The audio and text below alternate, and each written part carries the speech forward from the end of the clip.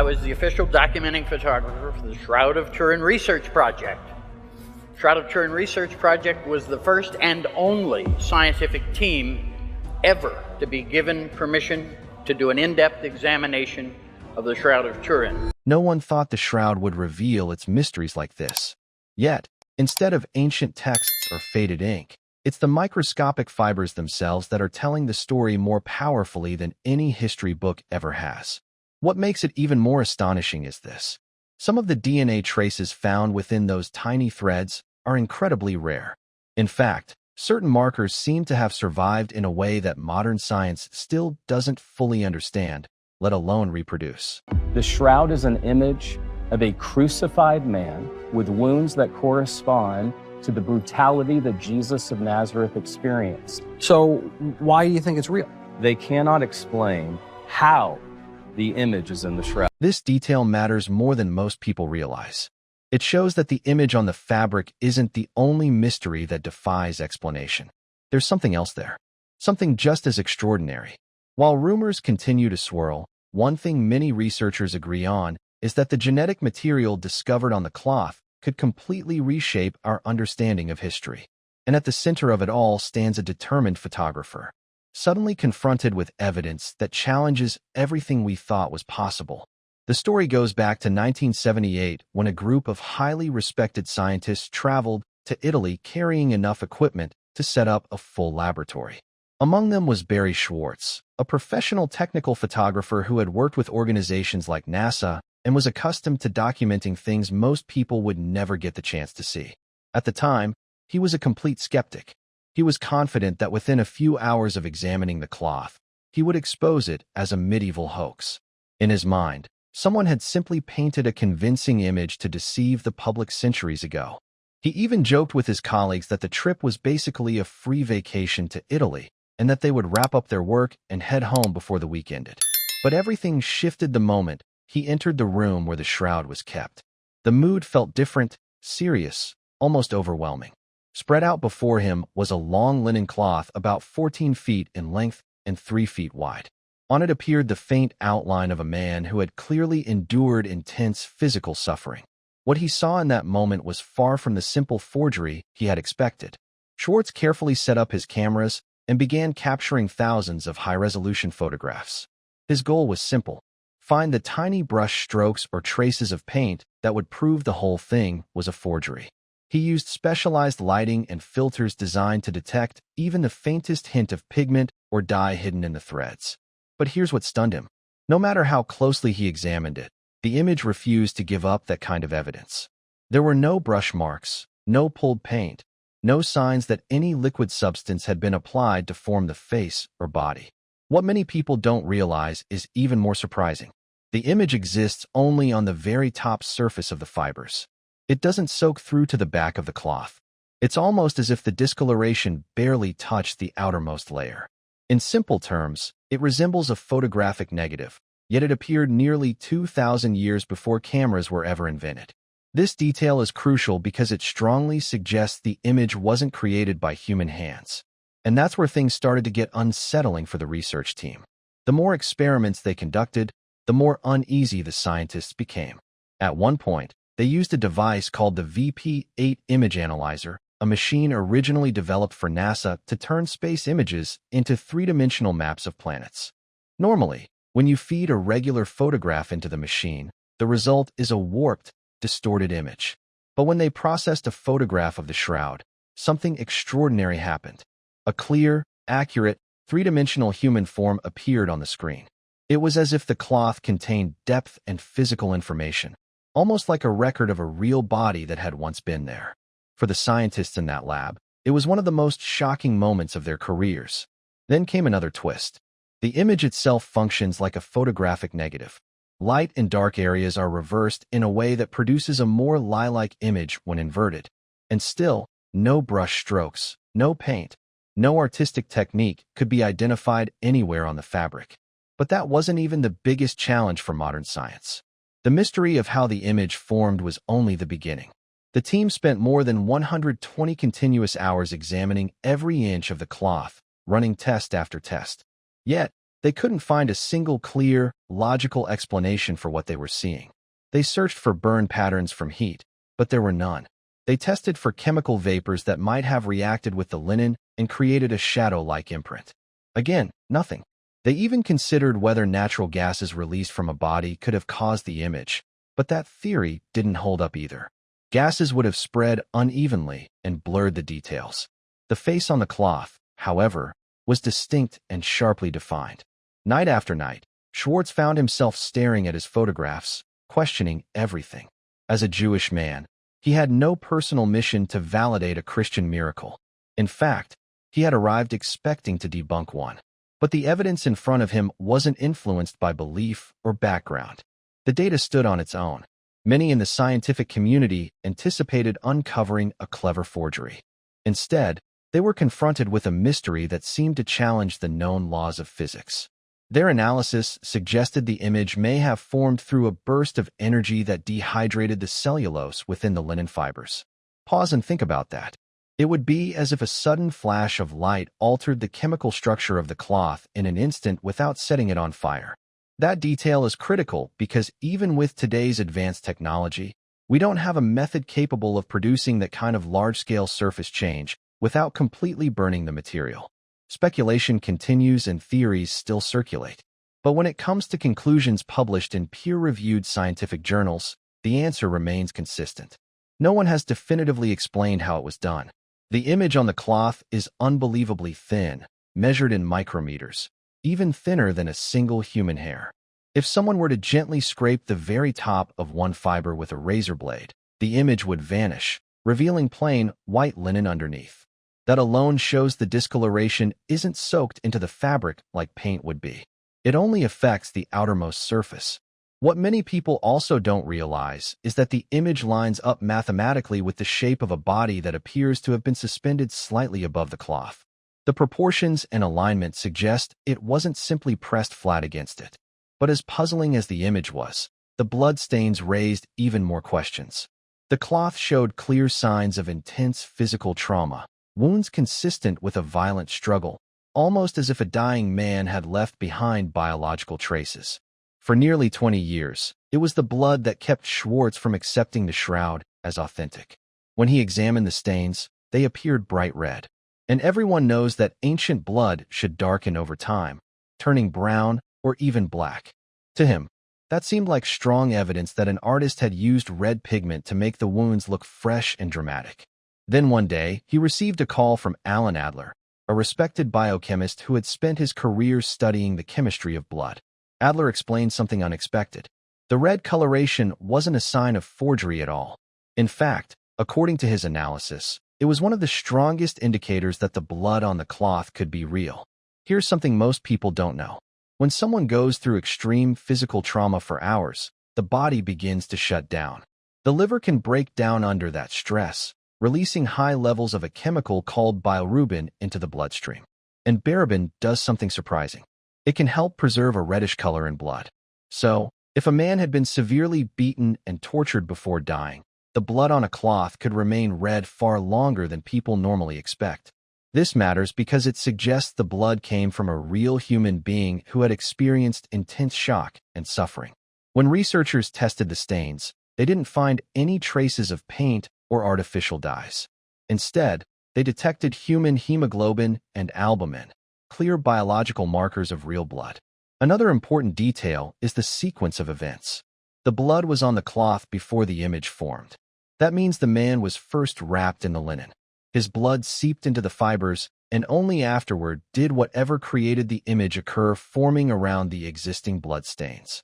Laboratory analysis also indicated the blood belonged to a male with a type commonly found in the Middle East. The wounds themselves tell a brutal story. More than 100 lash marks consistent with a Roman whip known as a flagrum. Researchers even identified tiny soil particles near the feet area that matched the region around Jerusalem, adding yet another layer to the mystery surrounding the shroud. In many ways, the cloth resembled a carefully preserved forensic crime scene, one that silently documented the details of a brutal execution. Every stain, every mark, every fiber seemed to hold a fragment of a larger story. The wrist showed clear signs of puncture wounds consistent with spikes being driven through them. Not through the palms, as often depicted in artwork, but through the wrists, exactly where the bones could support the weight of a body. The side of the torso bore a deep wound that aligned with the shape and placement of a Roman spear thrust. Blood patterns suggested it flowed in a way that matched gravity, as if the body had been upright at the time the wounds were inflicted. The back of the image revealed extensive scourge marks, dozens upon dozens, consistent with a severe Roman flogging. The shoulders appeared serrated as though they had carried something heavy for a long distance. Even the head area showed small puncture wounds consistent with sharp objects pressed into the scalp. Altogether, it painted a chilling and highly detailed picture of suffering. But as disturbing as the physical evidence was, the most puzzling layer of the mystery wasn't visible to the naked eye. It was hidden deep within the microscopic traces left behind inside the DNA. In recent years, advances in genetic sequencing technology have made it possible to analyze even the smallest and oldest biological samples. With tools far more sophisticated than those available decades ago, researchers decided it was time to take another look at the genetic material found on the cloth. They assumed they would uncover a chaotic mixture of contamination. DNA from medieval handlers, clergy, scientists, and visitors from around the world who had come into contact with it over centuries. That seemed like the most logical outcome. But the surprising part was this. The results didn't fit neatly into that expectation. Instead of a predictable jumble, some of the genetic markers appeared unusual and difficult to fully categorize. Certain sequences aligned with regions in the Middle East, while others seemed out of place or incomplete in ways that raised new questions. Rather than simplifying the mystery, the DNA evidence made it even more complex. What scientists expected to be straightforward contamination data turned into something far more puzzling. Anomalies that didn't easily match the historical timeline or handling patterns. Once again, the cloth refused to provide simple answers. Instead, it offered deeper layers of mystery, inviting more investigation, more debate, and more questions about what truly happened nearly 2,000 years ago. When researchers began analyzing the genetic material on the cloth with modern sequencing tools, the results were far more complex than anyone anticipated. They identified DNA traces linked to populations from South Asia, North Africa, and the Middle East. At first, the explanation seemed simple. Centuries of exposure.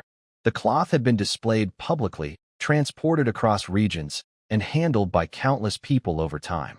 Contamination felt like the obvious answer. But then came the surprising detail. The genetic material wasn't found only on the surface where casual contact would leave its mark. Some sequences were detected deep within the fibers themselves, embedded in places that were not easily reached by later handling. That raised new questions about how and when those traces were deposited. Even more intriguing were the samples taken directly from the blood stains. The DNA profile associated with those areas appeared unusually rare. A few geneticists, speaking cautiously, noted that certain sequences seemed incomplete or structured in ways they hadn't typically encountered. Ancient DNA can degrade over time, of course, but some of the patterns didn't align neatly with standard expectations of decay or contamination. The broader genetic picture also suggested something complex. The markers did not point cleanly to a single isolated population. Instead, they reflected traits commonly associated with the Middle East, along with signals connected to surrounding regions. That alone isn't impossible. Ancient populations were often more interconnected than we assume, but it added another layer of depth to the mystery. What truly caught attention was how carefully the results had to be verified. 3 independent laboratories reviewed portions of the data because the findings initially seemed so unusual that researchers wanted to rule out technical errors. Repeated testing confirmed that the machines were functioning properly. The sequences were real. They just didn't provide easy answers. This detail is important for another reason. If the cloth were a medieval European forgery, one might expect the dominant genetic traces, especially in critical areas, to reflect that context. Instead, the data suggested a far broader and older geographic footprint concentrated on a single piece of linen. It didn't automatically prove authenticity, but it complicated the forgery theory in unexpected ways. Meanwhile, discussion around the findings has remained cautious. The Vatican has historically taken a reserved position on scientific claims regarding the shroud, neither fully endorsing nor dismissing them. That careful silence has fueled speculation among observers, though no official statement has declared the DNA evidence to be conclusive proof of anything supernatural. Within the scientific community, opinions remain divided. Some researchers believe further testing with even more advanced tools could eventually clarify the anomalies. Others argue that ancient DNA studies are notoriously complex and vulnerable to environmental interference, urging restraint before drawing bold conclusions. For Barry Schwartz, however, the accumulation of evidence became deeply personal. For decades, skepticism had been his shield. He approached the cloth, determined to expose a fraud. Yet, as the years passed and more data emerged, chemical, photographic, forensic, and genetic, he found it increasingly difficult to dismiss everything as coincidence or clever artistry. Eventually, he devoted much of his life to preserving and organizing the research. He built and maintained one of the largest online archives of shroud data, making photographs, test results, and historical records available to scholars and the public alike without charging a fee. He often said that his Jewish background gave him a unique objectivity in the investigation. He had no theological agenda to defend.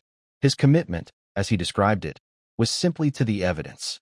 In the end, the shroud remains one of the most studied and debated artifacts in history. The genetic findings have not rewritten textbooks overnight, nor have they settled the debate, but they have ensured that the conversation continues, drawing scientists, historians, and believers alike into a mystery that refuses to fade quietly into the past. He never approached the investigation with an agenda.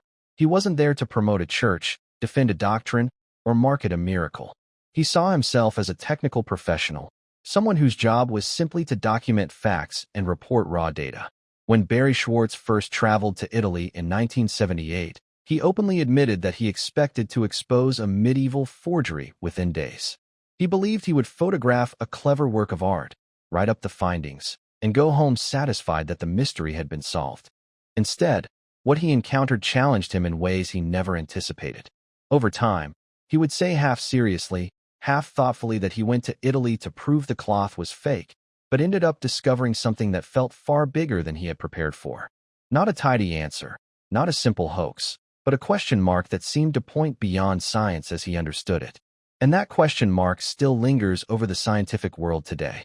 We live in an era where humanity can send highly advanced robots to explore the surface of Mars. Agencies like NASA routinely operate machines millions of miles away with astonishing precision. Scientists have mapped the human genome, decoding the very blueprint of life letter by letter. We can manipulate atoms, split particles, and simulate the birth of galaxies on supercomputers. Yet, despite all that progress, no laboratory has successfully recreated the image on the shroud in a way that matches its physical, chemical, and three-dimensional properties. Not with paint, not with heat, not with radiation, not with lasers, at least not without damaging the cloth in ways the original image does not show. That's what makes it so frustrating.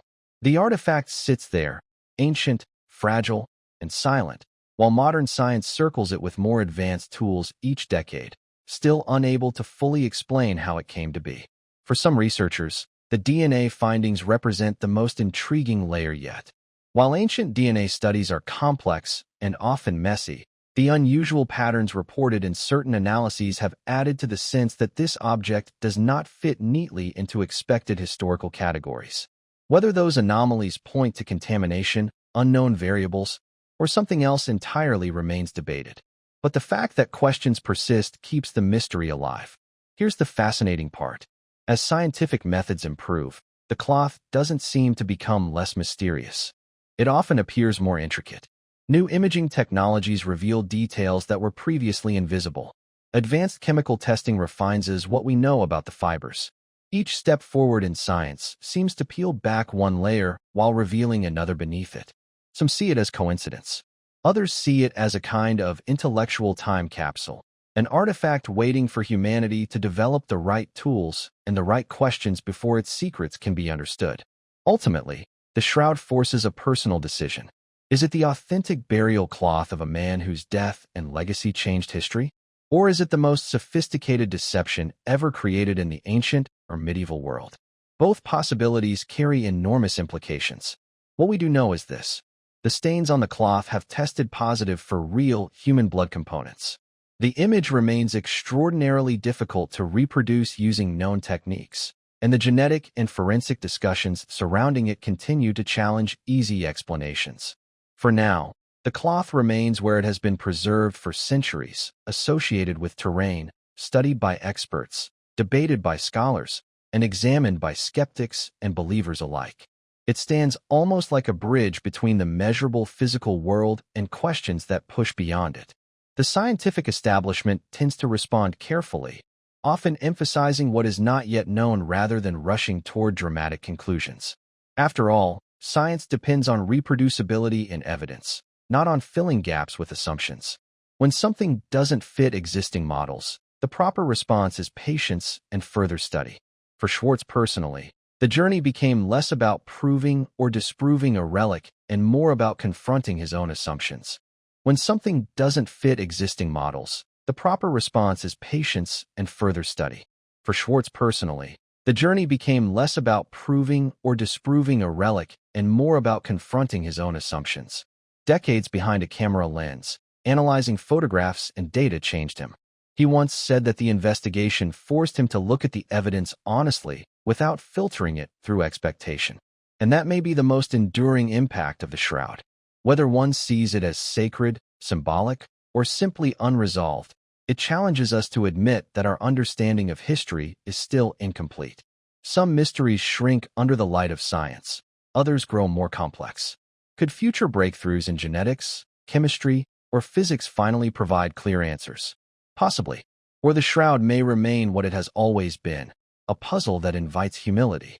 Whatever conclusion someone reaches, one thing is certain: the questions it raises about history, belief in human origins are far from settled. What do you think this discovery could mean for our understanding of the past?